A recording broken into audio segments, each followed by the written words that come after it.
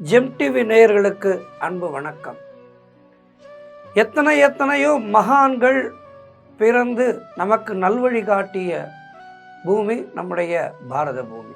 குறிப்பாக தமிழகத்திலே எத்தனையோ மகான்கள்.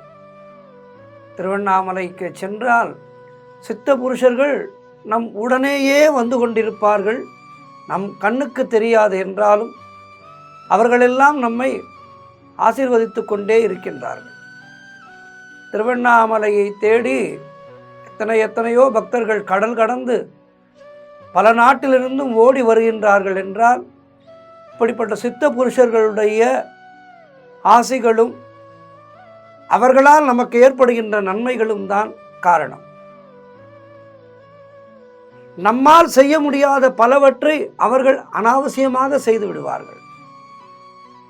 காரணம், அவர்களுக்குள் இருக்கின்ற அசையாத பக்தி. அந்த பக்தி அவர்களை மிக மிக மேன்மையான நிலைக்கு கொண்டு சென்று செயற்கரிய காரியங்களை செய்ய வைக்கின்றது. ஆகவே சித்தர்கள் அப்படி செய்யும்போது நம்முடைய வாழ்க்கையே மாறுகின்றது. பலருக்கு சித்தர்களால் வாழ்க்கையிலே நல்ல மாற்றங்கள் ஏற்பட்டிருக்கின்றது. ஆகவே இறைவனை பிடித்து கொள்ள வேண்டும் என்றால் ஏதேனும் ஒரு சித்த புருஷரை நாம் வணங்க வேண்டும். அப்படி வணங்கும் போது அவர்கள் நமக்கு பாலமாக இருந்து இறை அருளை நமக்கு பெற்று தருவார்கள். எத்தனையோ மகான்கள் என்று சொன்னேன் அல்லவா? குறிப்பாக ரமண மகரிஷி, நம்முடைய காலத்திலே வாழ்ந்த காஞ்சி மகா சுவாமிகள், இப்படி எத்தனையோ பேர்களை சொல்லிக்கொண்டே போகலாம். இதிலே சதாசிவ பிரம்மேந்திரர் என்ற அற்புதமான மகான், மிக மிக அற்புதமான மகான், செயற்கரிய பல காரியங்களை செய்தவர். அவரை பற்றித்தான் இன்றைய நிகழ்ச்சியிலே நாம் பார்க்க இருக்கின்றோம். சதாசிவ பிரம்மேந்திரர் ஆற்றங்கரையிலே ஆழ்நிலை தியானத்திலே இருந்தார். அப்போது ஏற்பட்ட மிகப்பெரிய வெள்ளத்திலே அடித்து செல்லப்பட்டார்.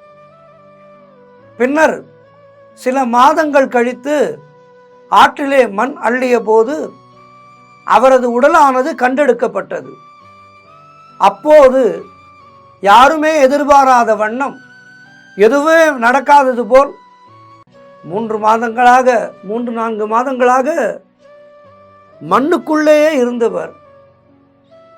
ஆனால் எதுவுமே நடக்காதது போல் கண்களை திறந்து பார்த்தார். 2-3 மாதங்களாக மண்ணுக்குள்ளேயே இருந்தவர்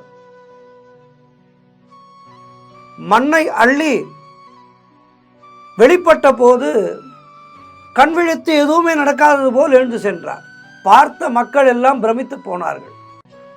3 மாதங்கள் வரையிலும் மண்ணிலே புதைந்திருந்த காலத்திலும் சமாதி நிலையிலிருந்து விடுபடாமல் சதாசிவ பிரம்மேந்திரர் இருந்த செய்தி அவருடைய குருவான பரமசிவேந்திர சரஸ்வதி சுவாமிகளை எட்டியது. அவருக்கு சற்று பொறாமையே ஏற்பட்டது. குருவையே வியக்க வைத்த செயல் இது. அவர் கேட்டாராம் சீடர்களை பார்த்து, என்னால் எப்போது இப்படி ஒரு நிலையை அடைய முடியும்? என்னுடைய சிஷ்யன் அடைந்து விட்டான், என்னால் எப்போது இந்த நிலையை அடைய முடியும் என்று வருத்தத்தோடு கேட்டாராம் சிஷ்யர்களிடம்.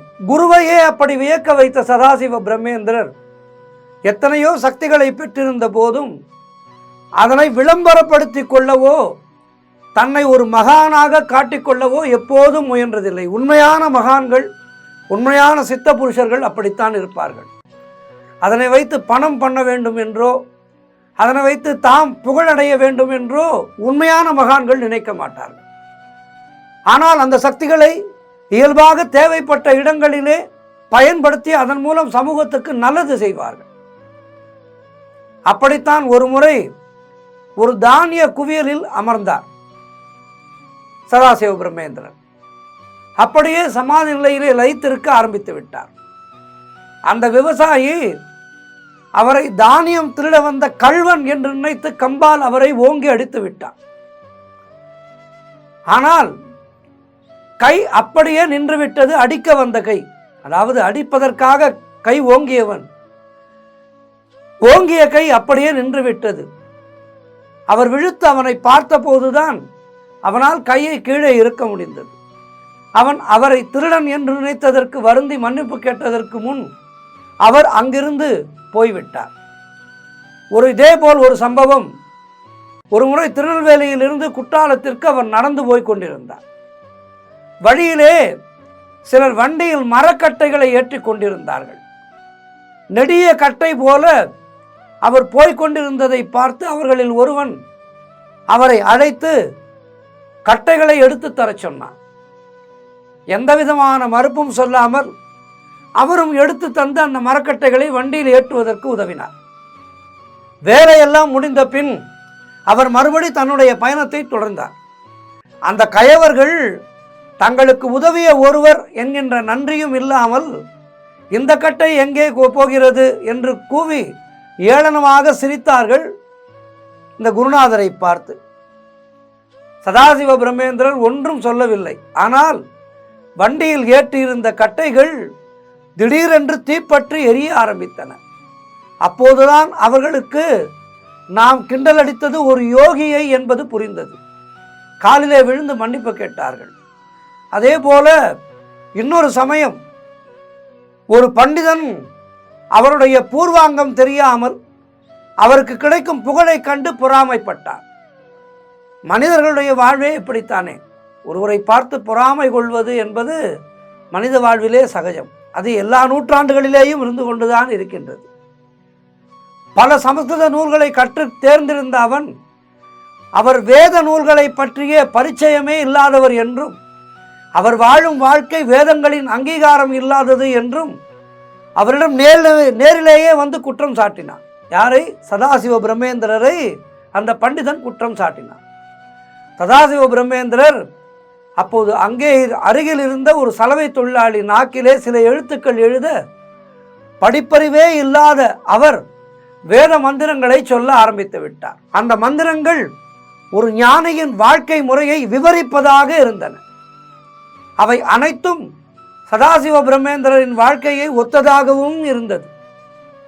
இப்படி அவருடைய சக்திகளை உணர்ந்தவர்கள் சாதாரணமான மனிதர்கள் மட்டுமல்ல, அரசர்களும் கூட அவருடைய சக்தியை கண்டு வியந்தார்கள். ஒரு முறை பயணத்தின் போது வழியிலே ஒரு நவாபின் அந்தப்புரத்துக்குள் புகுந்து விட்டார். ஆடைகள் இல்லாத ஒரு பித்தர் என்று அவரை எண்ணிய அந்தப்புற பெண்மணிகள் அலறி அடித்துக்கொண்டு ஒதுங்கினார்கள். ஆனால் அவரோ சுற்றுப்புற சூழலே உணராமல் அந்த புறத்தை கடந்து கொண்டு இருந்தார். இந்த தகவல் நவாபின் செவிகளை எட்டிவிட்டது. கோபம் கொண்ட அந்த நவாப் அந்த பித்தனின் கையை வெட்டி கொண்டு வரும்படி சிப்பாய்களிடம் ஆணையிட்டார். சிப்பாய்கள் விரைந்து வந்து சதாசிவ பிரம்மேந்திரன் ஒரு கையை வெட்டி விட்டார்கள். கை வெட்டப்பட்டு இரத்தம் வந்து கொண்டிருந்த போதும் சிறிதும் சலனப்படாமல் அவர் சென்று கொண்டே இருந்தார். அந்த செய்தியும் நவாபின் செவிகளை எட்டிவிட்டது. எப்படி ஒருவன் கைகளை வெட்டிய பின் நடந்து செல்ல முடியும்? இது பொய் என்று நினைத்தான். திகைத்து போன அந்த நவாப், சரி, கையை வெட்டி விட்டீர்கள் அல்லவா, அந்த கை அங்குதானே இருக்கும், அதை கொண்டு வாருங்கள் என்றார். வெட்டிய அந்த சிப்பாய், கையை வெட்டினோம், ஆனால் அவர் பாட்டு நடந்து கொண்டே இருக்கின்றாரே என்று அந்த கையை கொண்டு போய் அவரிடமே கொடுத்தார். ஆனால் அவர் கையை வாங்கி அப்படியே ஏதோ ஒரு பிளாஸ்டிக் பையை வைப்பது போல் அதை ஒட்டி கொண்டு மீண்டும் நடந்து சென்றார்.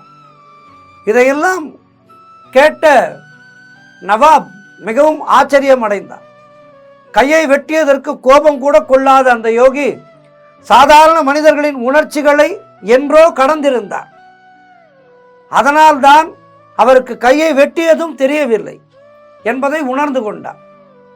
இந்த மகானுடைய வாழ்க்கையானது கிபி 1730 முதல் 1768 வரை புதுக்கோட்டை மன்னராக இருந்த விஜய ரகுநாத தொண்டைமான் சதாசிவ பிரம்மேந்திரர் பற்றி கேள்விப்பட்டு அவரை தன் அரண்மனைக்கு அழைத்து கௌரவிக்க விரும்பினார்.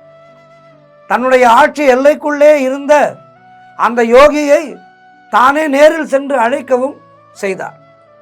மௌன விரதம் மேற்கொண்டிருந்த சதாசிவ பிரம்மேந்திரர் ஒன்றுமே பேசாமல் அமைதியாக இருந்தார். அவர் அப்படி அரண்மனைக்கு எல்லாம் வரமாட்டார் என்பதை புரிந்து கொண்ட மன்னர் ஆன்மீகம் குறித்த கேள்வி ஒன்றை அவரிடம் கேட்டார். அதற்காவது அவரிடமிருந்து பதில் வந்தால் அது தனக்கு பெரிய ஆசீர்வாதமாக இருக்கும் என்று மன்னர் எண்ணினார். சதாசிவ பிரம்மேந்திரர் மணலிலே ஸ்ரீ தட்சிணாமூர்த்தி மந்திரத்தை பதிலாக எழுதிவிட்டு சென்றார். விஜய ரகுநாத தொண்டைமான் தன் அங்கவஸ்திரத்தில் அந்த மணலை கட்டி எடுத்துக்கொண்டு சென்று அரண்மனையிலே பூஜித்து வந்ததாகவும் சொல்கின்றார்கள். சதாசிவ பிரம்மேந்திரரின் அருளை பெற்ற இன்னொரு மன்னர் சரபோஜி மன்னர் ஆவார். அவரது அமைச்சராக இருந்த மல்லாரி பண்டிட் என்பவர் சதாசிவ பிரம்மேந்திரரை சந்தித்து மன்னருக்கு மகன் பிறக்க அருள் புரிய வேண்டும் என்று வேண்டிக் கொண்டதாகவும் அவரும் ஆசீர்வதித்து தனது ஆத்ம வித்யா விலாசம் என்ற நூலை அளித்ததாகவும் குறிப்பிட்டு எழுதிய கடிதம் வரலாற்று ஆவணமாக தஞ்சை சரஸ்வதி மகாலிலே இப்பொழுதும் பாதுகாக்கப்பட்டு வருகின்றது.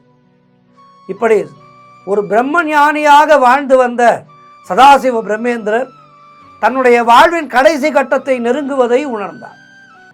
அருகிலே இருந்த அவருடைய பக்தர்களிடம் தனது சமாதியை கரூரை அடுத்த நெரூரில் அமைக்கும்படி கேட்டுக்கொண்டார்.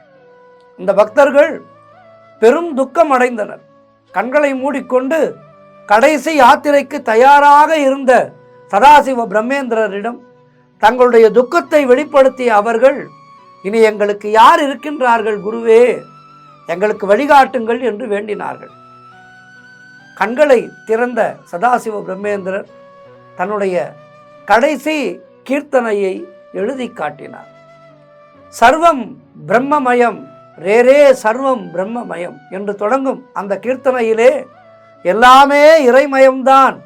அப்படி இருக்கையிலே கடவுளை எங்கே தேட வேண்டும்? அந்த பிரம்மத்தில் அல்லவா நாமும் இருக்கின்றோம் என்ற பொருளில் அந்த கீர்த்தனை இருந்தது.